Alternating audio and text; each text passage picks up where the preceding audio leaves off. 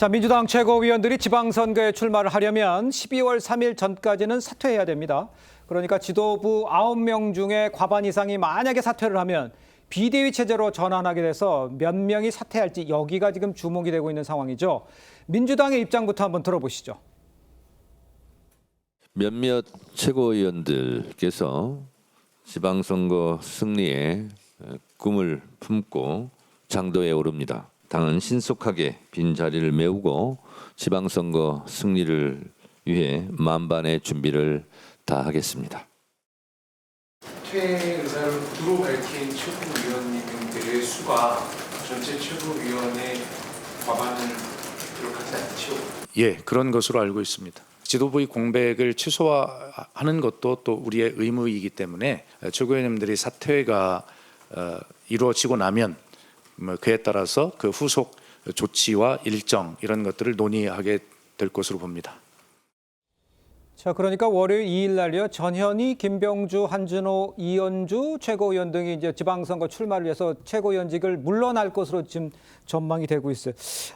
비대위 갈 가능성 어떻게 보세요? 있다고 보시고 어떻게 상황이 전개될까요?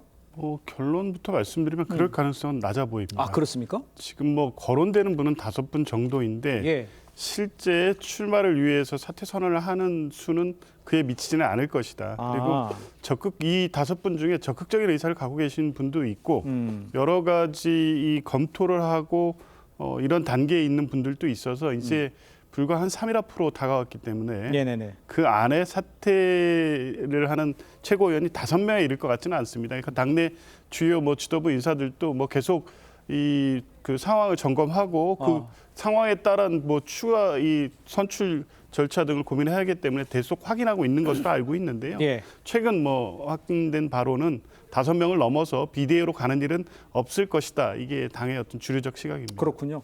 일단 비대위로 갈 상황은 아니다라고 말씀을 해줬습니다만 만약에 이제 최고위원들이 줄사퇴 후에 보궐선거 과열되면서 혹시 친 이재명계, 친 정청래 간의 갈등이 있을 수 있지 않느냐, 정청래 대표의 리더십에 타격이 올 수도 있지 않느냐 이런 얘기도 하고 있는데 위원장님께서는 어떻게 보세요? 참 제가 역대 집권당 중에서 이렇게 많은 지도부가 출마를 한다고 이렇게 나가는 경우는 참 보기 드문 경우 같아요. 네. 그러니까 그만큼 선거 상황이 이제 본인들한테 유리하다라는 판단, 예. 그리고 이제 각자 도생 이런 의미가 있을 것 같아요. 그런 면에서 이제 정청래 지도부가 또 이제 당내에서 어떤 지도력 이런 예. 것들을 과연 확보할 수 있을지 이거에 대한 또 관심이 있고 특히 저는 공천 과정에서 여러 가지 또 논란이 있을 수도 있습니다.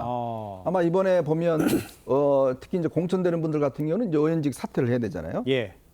그러면 아마 이제 재보궐선거가 꽤 있습니다. 이제 그러면 여기를 누가 이제 공천할 것인지 이걸 두고서 아마 꽤 당내에 분란의 소지가 아마 나올 가능성이 높아 보여요. 예. 특히 이제 아무래도 이제 친명계 같은 경우와 또 거기에 또 정청래 대표의 어떤 측근 그룹 같은 경우 좀 입장이 다를 수가 있거든요. 예. 그러니까 이런 것들 때문에 사실 이제 집권 초기에는 보통 이제 대통령실이나 대통령이 어떤 강한 그립을 갖고 집권 여당이 움직여가는데 예. 자칫하면 여기서 좀 분열의 어떤 소지가 나올 수 있지 않을까라는 생각이 들긴 합니다. 네.